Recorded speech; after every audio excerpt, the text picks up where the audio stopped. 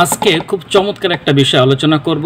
যারা অন্যকে সহযোগিতা করার জন্য নিজের সর্বোচ্চটুকু উজাড় করে দেন, বিশেষ করে তাদের জন্য খাবার খাওয়ার সময় যখন আমরা খাবার সামনে নিয়ে বসি এবং হাত প্লেট সব কিছু পরিষ্কার পরিচ্ছন্ন করে যখন আমরা খাবার খাই, খাবার খাওয়া যখন আমাদের কমপ্লিট হয়ে যায় যে প্লেটটাতে, তখন আমরা কি করি, হাত ধুয়ে এসে যদি ওই প্লেটটাকে আবার ধোয়ার জন্য নিয়ে যাওয়া হয়, তাহলে কিন্তু আপনি খুব আনিতির সাথে কিন্তু ওই প্লেটটাকে ধরছেন। কারণ আপনি দেখতেছেন যে ওই প্লেটটাতে কিন্তু খাবার মেখে আছে, আপনি কিন্তু স্বাচ্ছন্দ্যের সাথে ধরছেন না, এবং ধোয়ার সময়ও কিন্তু আপনি সেভাবে নাক ছিটকাচ্ছেন।